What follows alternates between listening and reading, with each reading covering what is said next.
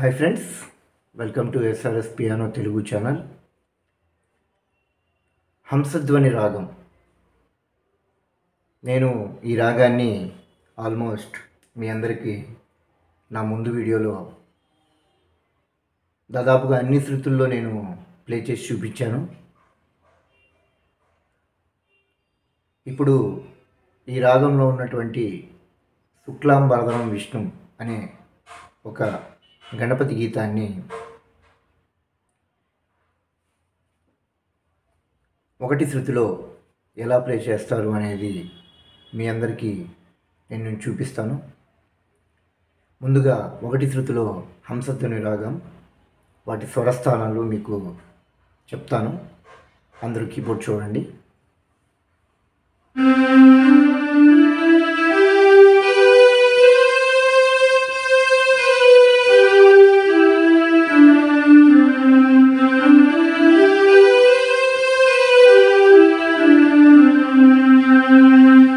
ఒకటి స్థితిలో హంసధ్వని రాగం. షడ్జమం, చతుశ్రుతిషమం, అంతరగాంధారం, పంచమం, కాకలి నిషాదం, షడ్జమం. ఇంకొకసారి చెప్తున్నాను, మళ్ళీ చూడండి. షడ్జమం, చతుశ్రుతిషభం, అంతరగాంధారం, పంచమం, కాకలి నిషాదం, షడ్జమం. ఇప్పుడు హంసధ్వని రాగంలో ఉన్నటువంటి శుక్లాంబరధరం అనే గణపతి గీతాన్ని మీ అందరికీ ఎలా ప్లే చేయాలో చూపిస్తాను.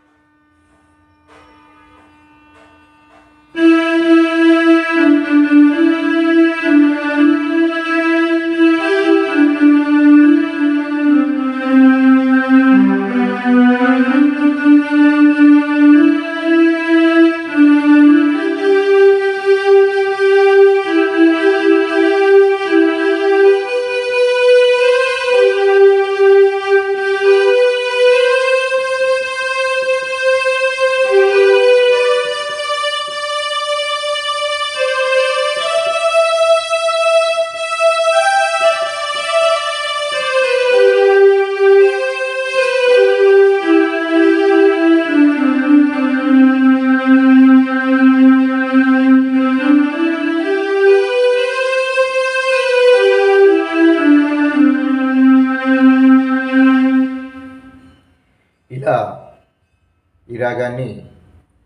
ఈ రాగంలో ఉన్నటువంటి హంసధ్వని రాగంలో ఉన్నటువంటి శుక్లాంబరధరం ఇలా మెల్లిగా మీరు ప్లే చేసి నేర్చుకోండి.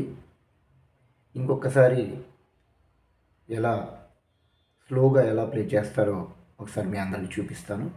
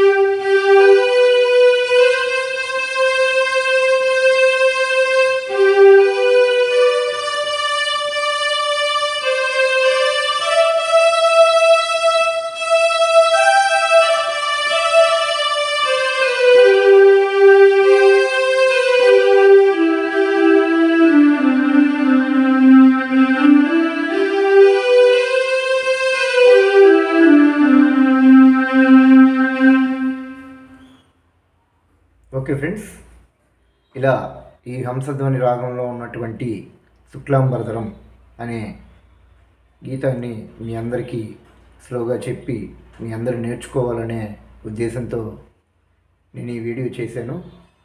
మీ అందరూ నేర్చుకుంటారని, అన్ని శృతుల్లో నేర్చుకుంటారని, అన్ని శృతుల్లో మీకు కావాలి అని అంటే నేను అన్ని శృతుల్లో చెప్తాను. ఇప్పుడు ఒకటి శృతిలో చెప్పాను, 1:30లో కావాలన్నా నేను చెప్తాను, 2లో కావాలని చెప్తాను. అలాగే 7 శృతుల్లో ఈ గీతాన్ని ఎలా ప్లే చేస్తారో మీ అందరికీ నేను చూపిస్తాను. ఇలా నేర్చుకోవడం వల్ల కీబోర్డ్పై మనకి ఒక కమాండ్ అనేది వస్తుంది.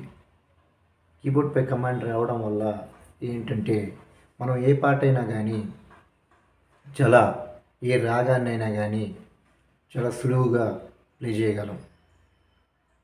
మన కీబోర్డ్లో ట్రాన్స్పోజ్ అనే ఆప్షన్ ఉన్నా కూడా మీ అందరికీ కూడా నేను దాదాపుగా ఆ ఆప్షన్ యూజ్ చేయకుండా మీ అందరికీ నేను దాదాపుగా అన్ని శృతుల్లో ఒక రాగాన్ని అన్ని శృతుల్లో మీకు చెప్పే ప్రయత్నం చేస్తున్నాను.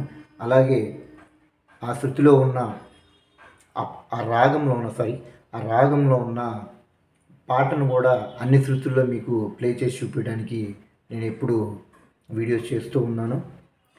అందరూ నా వీడియోస్ బాగా ఆదరిస్తున్నారు. అలాగే ఈ వీడియోను కూడా ఆదరిస్తారని కోరుకుంటూ thank you so much. Please subscribe.